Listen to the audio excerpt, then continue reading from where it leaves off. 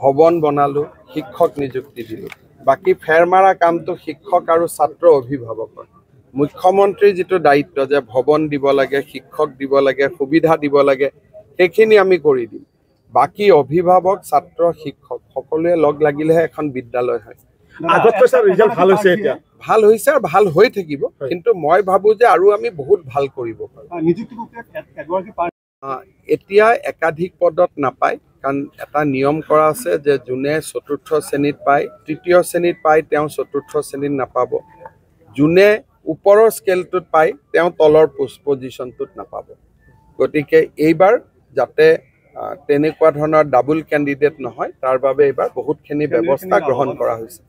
এইবাৰ কেণ্ডিডেট লাভ হয়, নহ'লে 1-1.5 হাজাৰ ল'ৰা ছোৱালীয়ে ডাবল পায়। এইবাৰ আমি এটা ঠিক কৰিছোঁ, আৰু লাষ্টত কোনোবাই যদি ডাবল পায়, আমি আৰু এটা চিন্তা কৰি আছোঁ যে একেটা পোষ্টত দুটা হ'লে লটাৰী দি এটা কৰি দিম। প্ৰাদেশিকৃত বিদ্যালয়সমূহৰ আকাৰ আৰু বিদ্যালয়সমূহৰ ভৱন পৰিৱৰ্তন কৰাৰ বাবে আমি এখন সুদূৰ প্ৰসাৰী আঁচনি লৈছিলোঁ। বৰ্তমান সমগ্ৰ অসমতে 500খন বিদ্যালয় ভৱন নতুনকৈ নিৰ্মাণ কৰাৰ এটা বিশাল আঁচনি চলি আছে।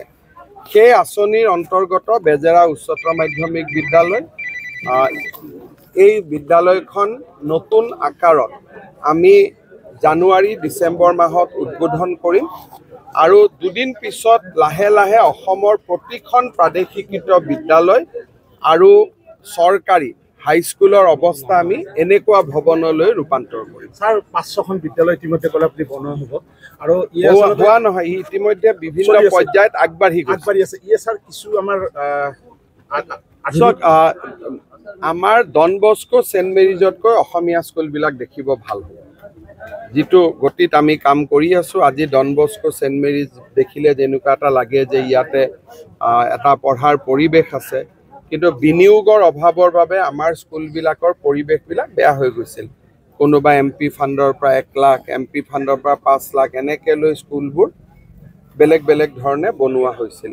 এতিয়া আমি প্ৰতিখন স্কুলতে 8ৰ পৰা 10 কোটি টকা দি ভৱনবিলাক নতুনকৈ বনাইছোঁ। হাইস্কুল পৰ্যায়ত এই কামটো আমি কৰি আছোঁ। 4000 স্কুল আছে, এই বছৰ 500খন লৈছোঁ, আৰু 500খনৰ বাবে আমি টকা পইচা যোগাৰ কৰাৰ কাৰণে চেষ্টা কৰি আছোঁ, যাতে টোটেল 1000খন আমি নিব পাৰোঁ। প্ৰাইভেট স্কুল কৰিব, কিন্তু যেতিয়া বহি নিৰীক্ষণ হ'ব, তেতিয়া অসমৰ 6জন বা 7জন শিক্ষাবিদ এক্সটাৰ্নেল ইভালুৱেটৰ হিচাপে তাত উপস্থিত থাকিব, যাতে বহীত কোনো, এতিয়াতো বহী সিল পেক আছে, সিলৰ প্ৰথমবাৰৰ বাবে হ'ব নেকি ছাৰ? যোৱাবাৰো আমি কৰিছোঁ। অইন ঠাইত কৰা দেখা নাযায়, ভাৰতৰ অইন ঠাইত নাই। ভাৰতৰ অইন ঠাইতটো লুকাই লুকাই কৰে। আজি এতিয়া মোক ইমান দিনে কংগ্ৰেছে সমালোচনা কৰি আছিল, ইণ্টাৰনেট বন্ধ কিয় কৰিছে। আজি ঝাৰখণ্ডত কংগ্ৰেছ চৰকাৰে পৰীক্ষা পাতিছে, আজি তেওঁলোকে অসমৰ পৰা শিকি ইণ্টাৰনেটটো বন্ধ কৰি দিছে। যোৱাকালিলৈকে যি কংগ্ৰেছ দলে সমালোচনা কৰি আছিল ইণ্টাৰনেট কিয় বন্ধ কৰিছে, আজি ঝাৰখণ্ডত কংগ্ৰেছ চৰকাৰে অসমৰ পৰা শিকি পৰীক্ষা হৈ থকা সময়ছোৱাত ইণ্টাৰনেট বন্ধ কৰিছে। তাৰমানে অসমে আজি দেশক ৰাস্তা দেখুৱাই আছে। এই অভিযান চলি থাকিব ছাৰ, আপোনাৰ নিকা কৰা অভিযান চলি থাকিব। এপইণ্টমেণ্ট গণ্ডগোল নাই, বিশেষকৈ এতিয়া অক্টোবৰৰ পৰা পুলিচৰ নিযুক্তিও হ'ব।